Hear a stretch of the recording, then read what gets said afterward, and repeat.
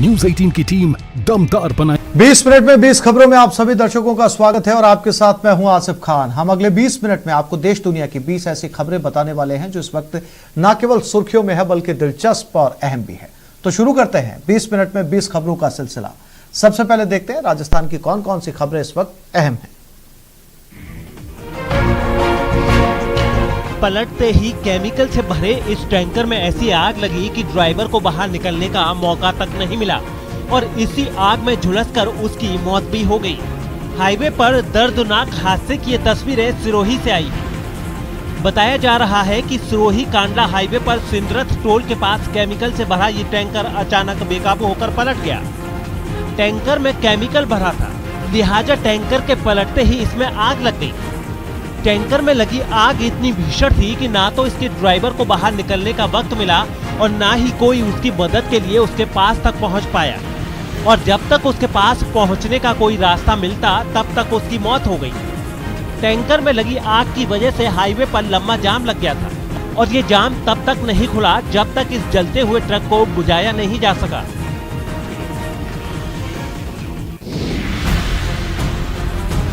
Highway पर धू धू कर जल रही इस कार को जिसने भी देखा उसके होश उड़ गए। धू धू कर जल रही कार की ये तस्वीरें नागौर के मकराना थाना के बुटसू गांव के पास से आई हैं, जहां मंगलवार की शाम को इस कार में आग लग गई थी। बताया जा रहा है कि ये कार अपनी रफ्तार में थी कि अचानक इसमें आग लग गई। कार के अंदर धुआं भरते देख इसे चला रहे ड्राइवर और इसके साथ बैठे शख्स ने तुरंत कार रोकी और दोनों बिना एक सेकंड गंवाए कार से बाहर निकल आए। उन दोनों के कार से बाहर निकलते ही कार आग के शोले में बदल गई और फायर ब्रिगेड की टीम के पहुंचने से पहले जलकर राख हो गई। बताया जा रहा है कि ये कार जयपुर से जैसलमेर की तरफ जा रही थी और इसे चला रहा ड्राइवर यशपाल हरियाणा का रहने वाला है और कार में बैठे दूसरे शख्स का नाम मिंटू है जो चरकी दादरी का रहने वाला है। आग की वजह से कार तो जल गई, लेकिन गनीमत यही रही कि इन दोनों को कोई चोट नहीं आई।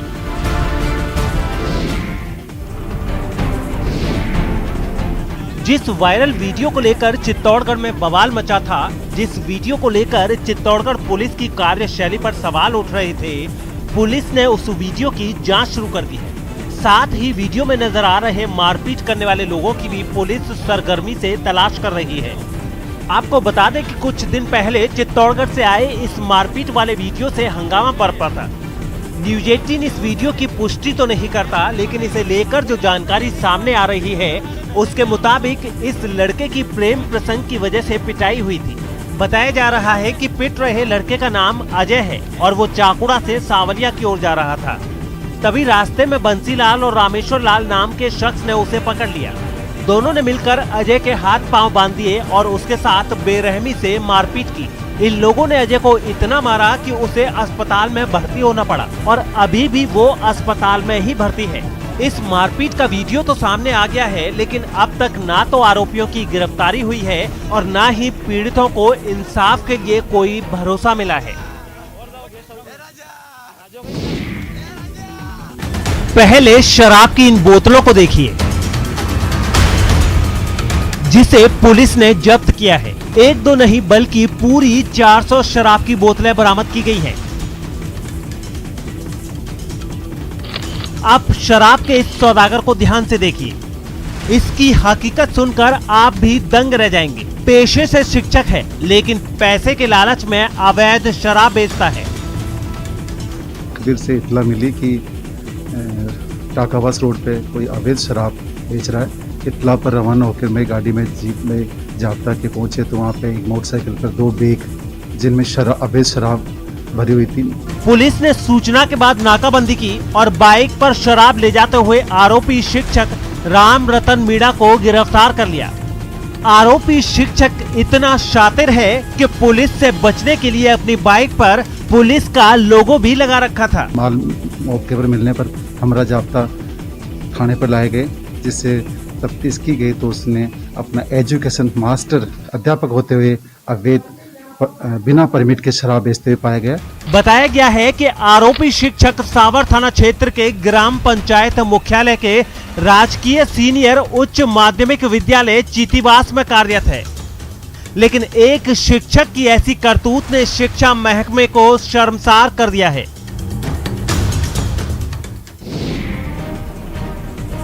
मास्क की चिंता, न सोशल डिस्टेंसिंग का ख्याल। अगर आप सोच रहे हैं कि ये कोई आम आदमी की पार्टी है तो आप गलत सोच रहे हैं। ये विधायक जी के बर्थडे की पार्टी है। जी हाँ, अब तक तो आप पहचान ही गए होंगे कि ये जनाब दौसा के महुआ विधानसभा सीट के विधायक ओम प्रकाश हुड्डा जी हैं। ओम प्रकाश हुड्डा जी 49 के हुए तो समर्थक मंगलवार को उनका बर्थडे मनाने पहुंच गए। कोरोना काल में इस तरह के जश्न और पार्टी पर रोक है, फिर भी लोग पहुंच गए। उस पर भी ना तो विधायक जी को सही से मास्क लगाने का ध्यान रहा, न समर्थकों का।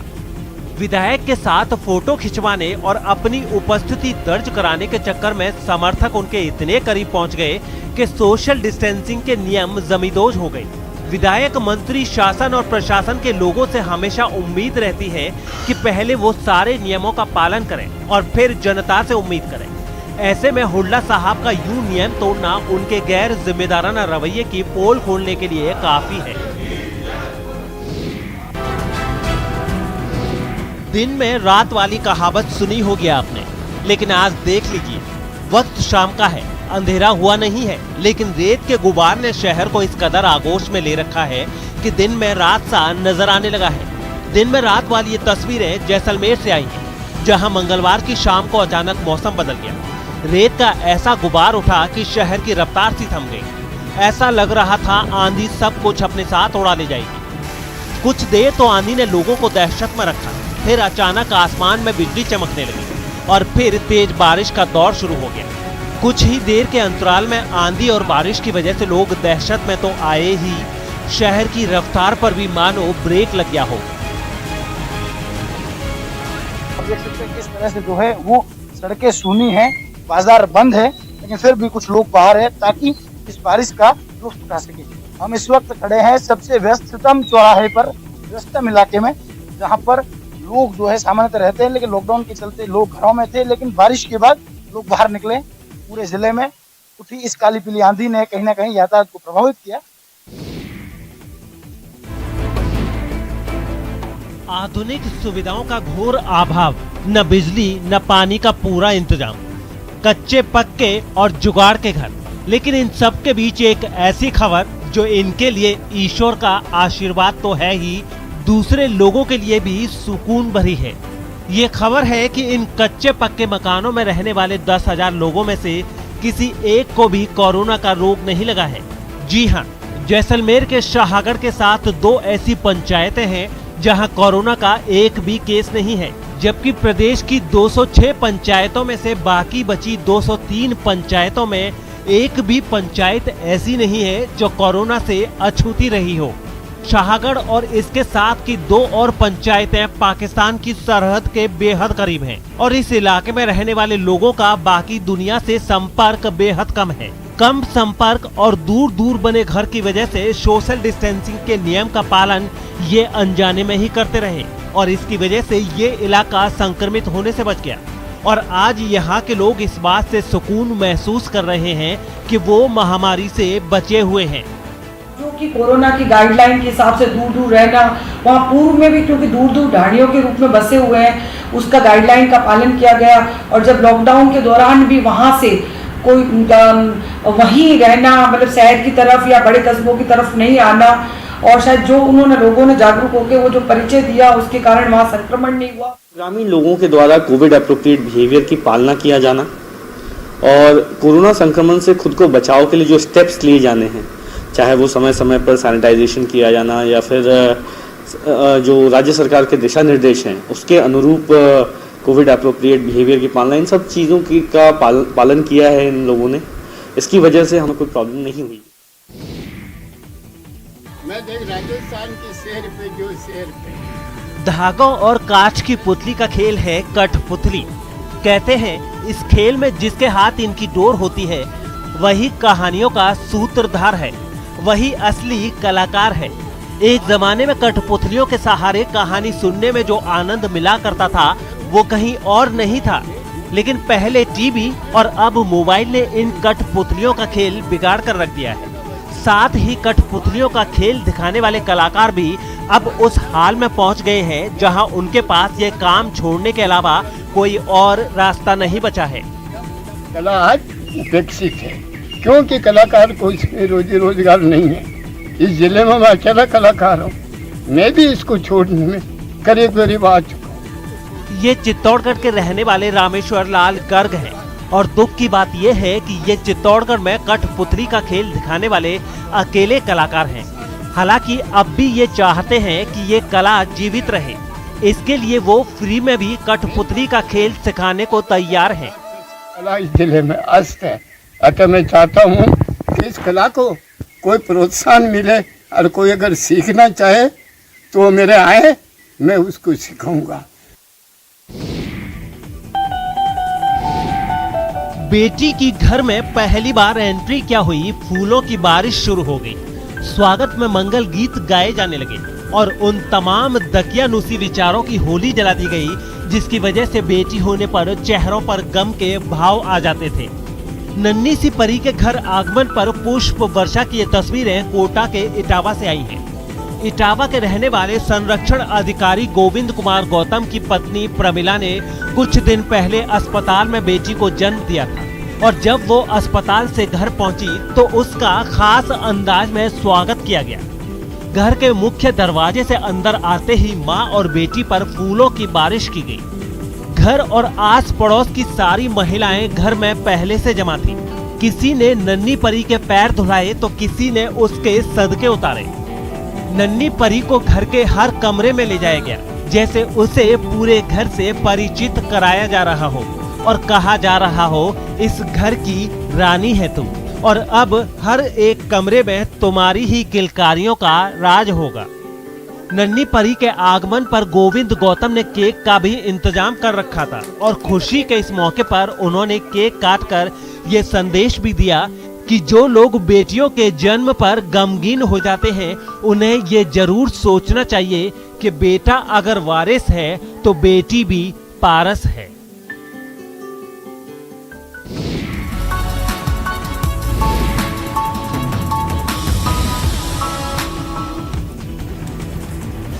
ये तेरा ताज नहीं हमारी पगड़ी है, सिर के साथ उतरेगी सिर का हिस्सा है।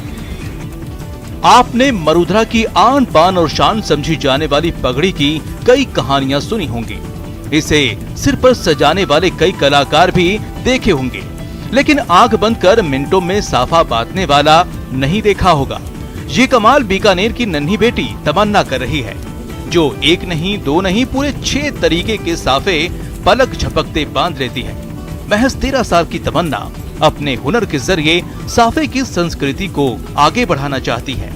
जो साफा बांधने की जो कला है उसको आगे बढ़ाना चाहती हूँ, मेरा यही उद्देश्य है। जी मैं 6 तरह के साफे बांध देती हूँ, गंगा शाही, बीकानेरी, जैसलमेरी, जोधपुरी, गुजराती और गोल साफा बांध देती हूँ। मैंने विभिन्न प्रकार के साफे बांधे, वहाँ पर भी आप देख सकते हैं। तमन्ना को ये हुनर विरासत में मिली है।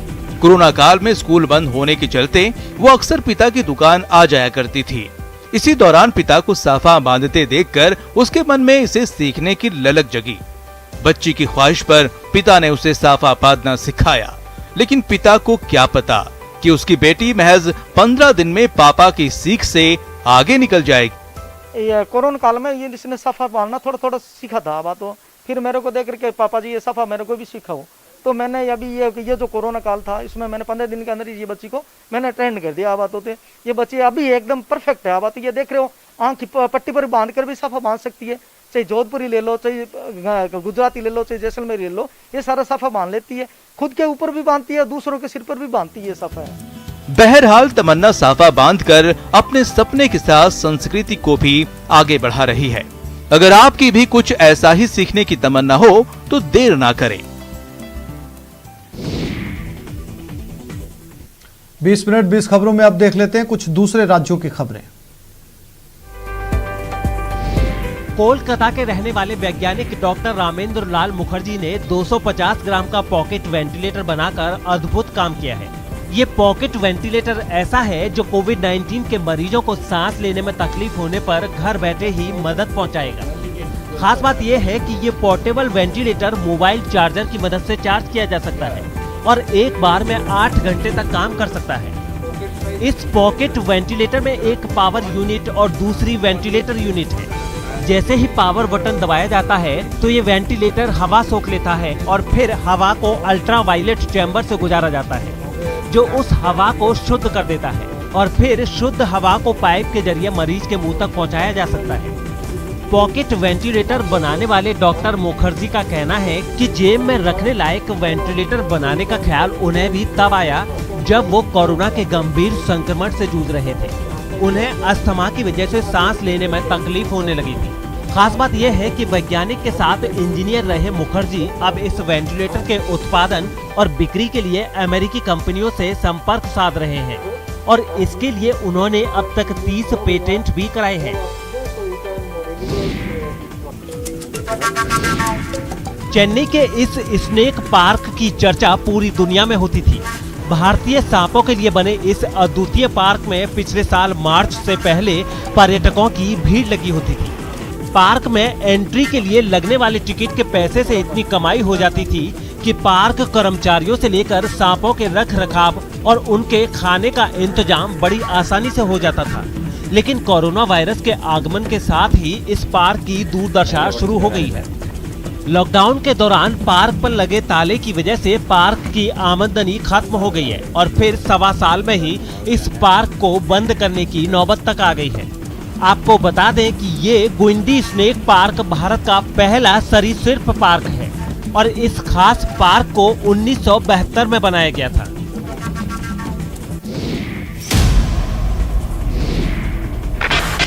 महाराष्ट्र के नासिक से हैरान कर देने वाली तस्वीरें सामने आई हैं। इन तस्वीरों में 2 महिलाएं एक महिला को पीटती नजर आ रही हैं। बताया जा रहा है कि ये तस्वीरें नासिक के पिंपल गांव के पास बने बसवंत टोल नाके की हैं, जहां 2 महिला टोल कर्मियों ने अपनी सीमाओं को पार करते हुए एक महिला डॉक्टर के साथ बुरी तरह से मारपीट की। इन तस्वीरों को लेकर ये भी कहा जा रहा है कि ये तस्वीरें 31 मई की हैं और अब जाकर सामने आई हैं। इन तस्वीरों के सामने आने के बाद मारपीट करने वाली टोल प्लाजा की दोनों महिला कर्मचारियों को काम पर से हटा दिया गया है। इस झगड़े को लेकर जो सच सामने आया है उसके मुताबिक ये पूरा मामला 100 रुपए के नोट की वजह से शुरू हुआ था, जो बाद में इतना बढ़ गया कि मारपीट तक पहुंच गया। पीड़ित महिला डॉक्टर ने 100 रुपए का नोट महिला टोल कर्मियों को दिया था, जिस पर टोल कर्मी महिलाओं ने कहा कि ये फटा हुआ है। इसी बात को लेकर दोनों के बीच विवाद हुआ और फिर टोल कर्मी महिलाओं ने डॉक्टर की जमकर पिटाई कर दी।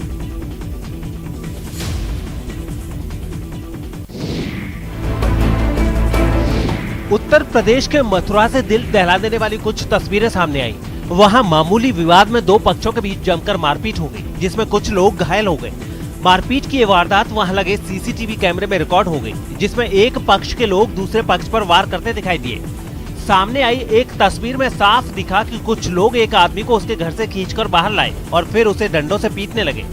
इस बीच उस आदमी की पत्नी उसे बचाने के लिए बाहर निकली, लेकिन उसे भी 2 लड़कियों ने डंडे से पीटना शुरू कर दिया। इसके बाद वो अपनी जान बचाने के लिए उल्टे पांव लौट गई। इस मारपीट में बड़े बुजुर्ग के साथ कुछ महिलाएं भी नजर आई। हंगामा बढ़ा तो आसपास के कई लोग वहां जमा हो गए, लेकिन काफी देर तक कोई भी बीच बचाव करने के लिए आगे नहीं आया। परिवार के 6-7 सदस्य थे, उन्होंने लाठी डंडों के साथ हमारे ऊपर प्रहार कर दिया। खबर है कि बाद में एक पक्ष ने मामले की शिकायत पुलिस से की, जिसके बाद पुलिस कार्रवाई में जुट गई।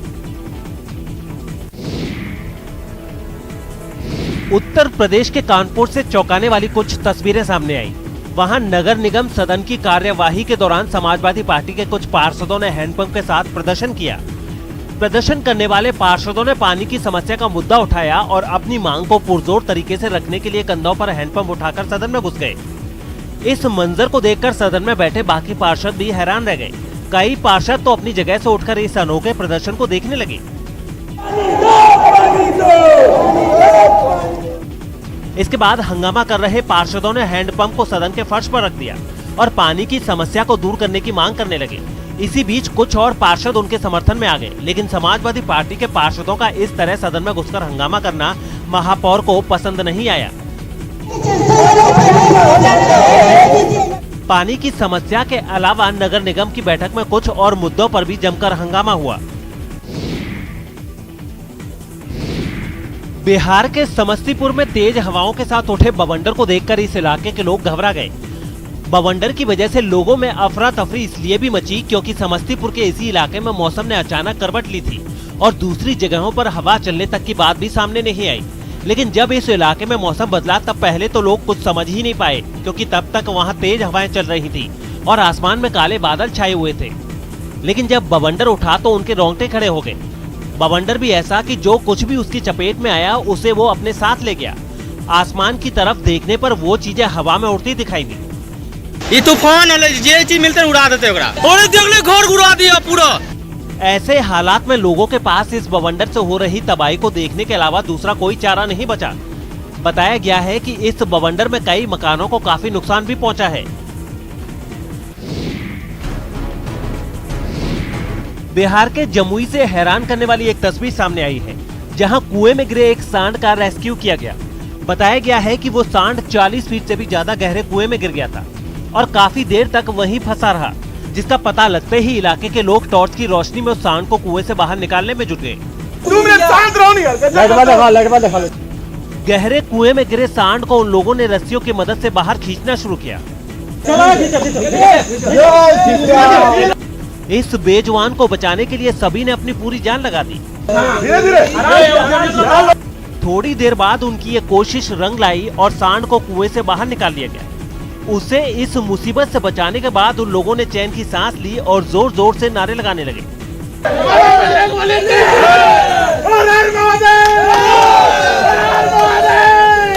इसके बाद सभी ने तालियां बजाकर उस जानवर को वहां से भगा दिया।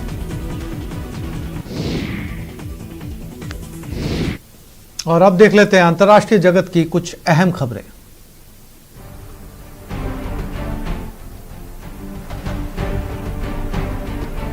वहां सत्ता पक्ष और विपक्ष के सांसदों के बीच जोरदार झड़प हो गई। पाकिस्तान की संसद में बजट सत्र चल रहा था और सत्र के बीच में ही विपक्षी सांसदों ने प्रधानमंत्री इमरान खान के खिलाफ नारेबाजी शुरू कर दी और सरकार की जमकर खिल्ली उड़ाएगी। विरोधियों के इस तंज के जवाब में सत्ता पक्ष के सांसद भी मैदान में उतर आए और जल्दी ही संसद अखाड़े में तब्दील हो गई। सांसद वेल में उतर आए और एक दूसरे के साथ हाथापाई शुरू कर दी। जमकर धक्का मुक्की हुई और इस दौरान सांसद गाली गलौज से भी नहीं चूके।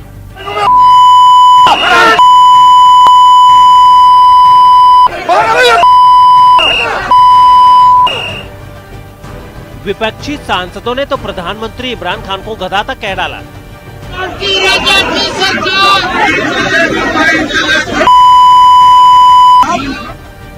इस हंगामे में वहां की मानव अधिकार मंत्री शिरीन माधुरी भी पीछे नहीं रहीं। संसद में काफी देर तक ये हंगामा चलता रहा। सांसदों ने वहां रखे दस्तावेज फाड़कर उन्हें एक दूसरे पर फेंकना शुरू कर दिया। वहां कई महिला सांसद भी मौजूद थी, लेकिन किसी ने भी उनकी परवाह नहीं की।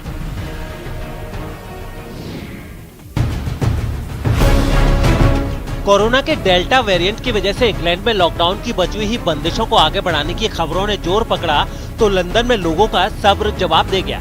हालांकि उनके विरोध प्रदर्शन का सरकार पर कोई असर पड़ा नहीं, क्योंकि प्रधानमंत्री बोरिस जॉनसन ने 4 हफ्ते के लिए पाबंदियां जारी रखने का ऐलान कर दिया। जबकि पहले वहां 21 जून से लोगों को बंदिशों से आजादी मिलनी थी, लेकिन अब इंग्लैंड में 19 जुलाई से पहले पाबंदियां नहीं हटेंगी। हालांकि लोगों ने सरकार पर लॉकडाउन खोलने के लिए दबाव बनाने की कोशिश पूरी की। वो ब्रिटेन की संसद के बाहर जुट गए।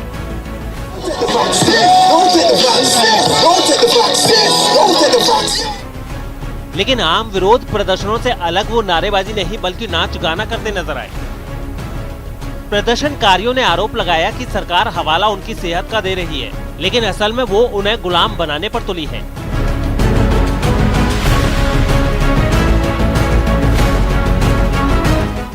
खास बात यह है कि इस प्रदर्शन के दौरान कोरोना नियमों की जमकर धज्जियां उड़ाई गई। ज्यादातर लोगों ने ना तो मास्क पहना था और ना ही सोशल डिस्टेंसिंग की परवाह की गई। हाल ये था कि प्रदर्शन में शामिल बुजुर्ग भी बेपरवाह नजर आए।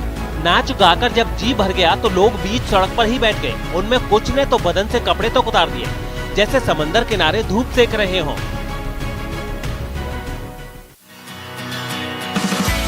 यूरोप के देश हंगरी में भीड़ जुटाने पर लगी पाबंदी के हटते ही वहां ऑफ रोड फेस्टिवल का आयोजन किया गया। इस खास फेस्टिवल में कीचड़ के बीचों बीच कार रेस करवाई जाती है, जो कोरोना की वजह से लगी पाबंदियों के चलते काफी दिनों से अटकी हुई थी। और पाबंदियों में ढील मिलते ही इस खास कार रेस फेस्टिवल का आगाज हो गया। रेस में शामिल खिलाड़ी अपनी अपनी गाड़ियों को कीचड़ के अंदर से निकालते हुए अपनी मंजिल की ओर तेजी से बढ़ते नजर आए। सिर्फ कीचड़ ही नहीं, जंगल के बीचों बीच बने इन खतरनाक उबड़ खाबड़ रास्तों से भी ये कारें गुजरी और उनसे लोहा लेते हुए जीत के लिए अपना पूरा दम लगाती नजर आई। यही नहीं, कई दिनों बाद अपने घरों से निकले लोगों ने इस पल का भरपूर मजा लिया। कुछ लोग तो कीचड़ में कूदकर मस्ती भी करने लगे। बताया गया है कि सिर्फ 3 दिन के अंदर इस खास रेस को देखने के लिए वहां करीब 15,000 लोग पहुंचे। Után pedig ez az első nagy, komolyabb rendezvény. 35 सालों से वहां हो रहे इस ऑफ रोड फेस्टिवल में इस बार 2000 गाड़ियों ने हिस्सा लिया। और आरएसएस 5 दिनों तक मंथन करेगा। आने वाले विधानसभा चुनाव पर यह मंथन होगा। चित्रकूट में संघ ये मंथन करेगा। संघ प्रमुख, सर कार्यवाह होंगे शामिल। सभी अखिल भारतीय पदाधिकारी इसमें मौजूद रहेंगे। 9 जुलाई से 13 जुलाई तक ये बैठक होगी। कोरोना की स्थिति, पर्यावरण पर भी चर्चा की जाएगी।